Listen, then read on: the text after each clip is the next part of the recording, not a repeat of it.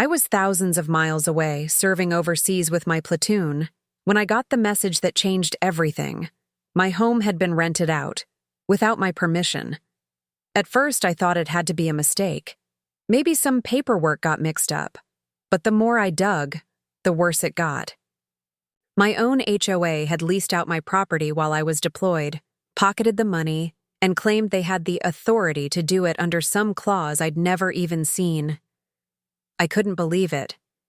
This was the home I'd worked for, the one place that was supposed to be waiting for me when I got back. And now strangers were living in it, furniture moved, locks changed, like I'd just disappeared. I tried every legal option I could from overseas, but the process was slow, and the HOA kept dodging my questions. That's when my brothers in uniform stepped in. My platoon had my back in combat, and they weren't about to let me get pushed around at home. What happened next was something no one at that HOA saw coming. Let's just say when a few Marines show up to a rented house with deployment orders, things get real quiet, real fast. But this story isn't just about taking back a house. It's about power, abuse, and the line between what's legal and what's right. And trust me, this battle was just getting started. You're going to want to hear what we found behind that front door.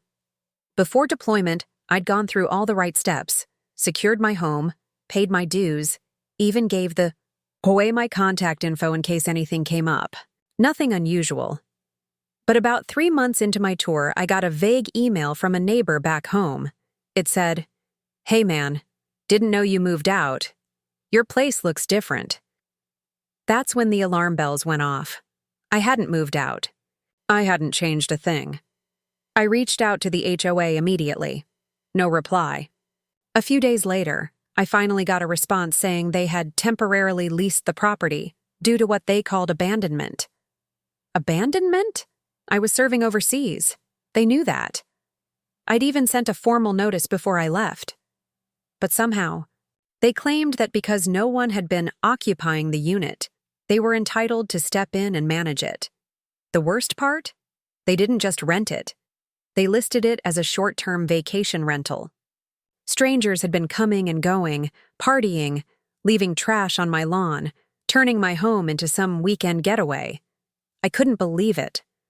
My personal stuff was still inside. Military documents, photos, gear. It was all in there, and they just handed the keys to whoever booked the place online. That's when I called in a few favors.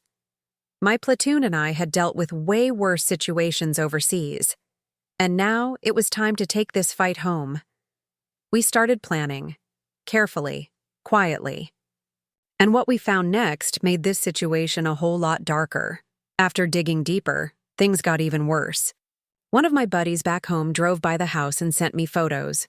New locks, different curtains, and a car I didn't recognize in the driveway. The porch light I had set on a timer was off. Everything about it screamed, "Someone else lives. Here now." I had a sinking feeling in my gut, like I'd lost something that couldn't just be fixed with a key. I contacted a local attorney, and that's when I learned just how far the HOA had pushed it. They'd signed a third-party rental agreement with a management company, one that specialized in short-term vacation properties.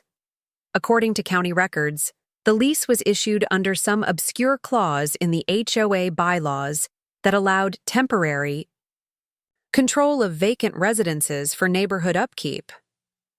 That clause had never been mentioned before, and suddenly, it was their cover for stealing my home. Meanwhile, the tenants had no idea. From what I could tell, they'd paid full price to stay in what they thought was a legit rental.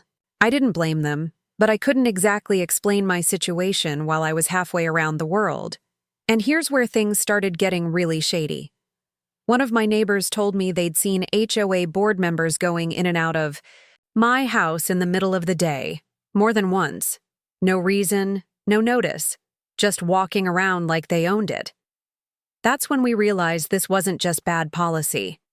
This felt personal, and maybe even illegal. With each day that passed, the situation got more twisted. I had photos, email threads, and now even neighbors confirming strange activity. The HOA board wasn't just renting my house, they were treating it like it belonged to them. I started hearing rumors that my home had been used for some of their personal gatherings. One neighbor even swore he saw the HOA vice president's relatives unloading coolers there over a weekend. That was the last straw. I couldn't let this slide. But I also couldn't blow up the situation from across the world. So we planned something that had never been done before. On my next short leave, I'd fly straight home, meet up with my closest guys from the unit, and take back what was mine. It wasn't about intimidation. It was about making a statement, loud and clear, that I wasn't going to be steamrolled by people hiding behind HOA rules. Before heading back, I gathered every bit of evidence, even screenshots of online listings, with my address. We had pictures of the inside of my house that someone had posted for rental promotion. Personal stuff, framed military awards, my gear bag still sitting by the door. They didn't even try to hide it. And the final twist? The HOA president had been pocketing the rental income directly, skipping the association books entirely. We got that from a quiet tip-off by someone who used to work with the rental company. Now, everything was lined up. All I had to do was... The moment my boots hit the ground, everything felt different. I wasn't just coming home, I was walking into a mess that had spiraled far beyond a rental dispute. My guys met me at the airport, all of them fired up, ready to support however they could. But before we even made it to my house, I got hit with a surprise that flipped everything upside down.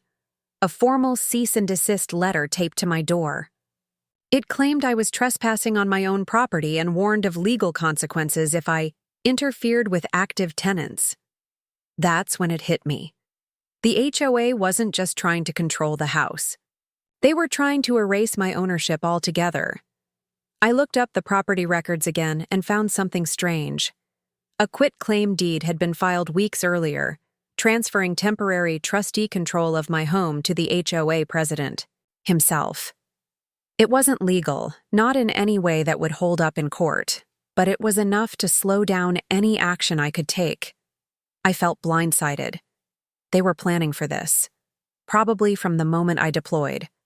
They knew I'd be out of reach, limited in what I could do, and now they were using every trick in the book to keep me out of my own house. The platoon and I didn't back down, though. We pivoted fast. This wasn't just about reclaiming a home anymore. It was about exposing a setup that could be affecting more service members and homeowners than anyone realized. We showed up at the house early that morning, calm but prepared. I had my military ID, deployment papers, and all the legal documentation proving I was the rightful owner. The platoon stayed nearby, not to cause trouble, but to support me if things got heated. And they did. As soon as I stepped onto my porch, 2 HOA board members showed up with a security guard they'd hired. They tried to stop me, waving the cease and desist letter in my face, claiming the house was under board management. I didn't say a word. I handed over the paperwork and called the local news station we'd tipped off the night before. Within minutes, a camera crew rolled in, and suddenly, the HOA wasn't so bold anymore. That's when the twist dropped. One of the reporters pulled me aside and told me they'd uncovered another home, just a few blocks down, being rented under the same HOA scam. Same forged paperwork, same so-called abandonment clause. Turns out, I wasn't the first target. They'd been running this play for months, mostly on active duty service members and elderly homeowners who were away for long periods. Once the story aired, public pressure exploded. A full investigation was launched. The HOA president resigned within days, and legal action followed. I got my home back, the locks changed, and every trace of their scam erased. But even standing in my living room again, I knew this wasn't just about one house.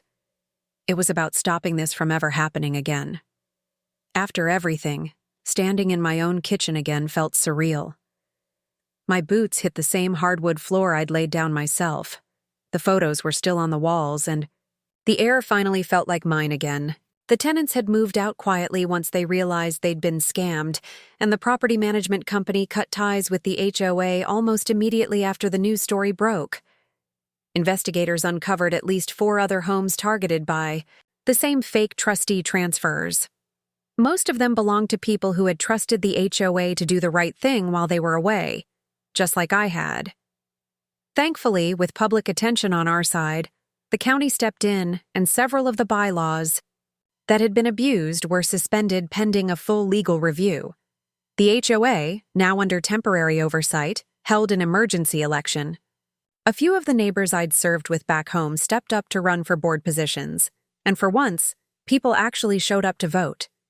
The community changed, not just because of what happened to me, but because folks finally realized how fragile their rights can be if they don't stay involved. This whole experience taught me that home isn't just a place. It's something you protect, no matter where you are. And whether you're dealing with shady HOA tactics, property abuse, or just standing up for what's right, you don't need to fight alone.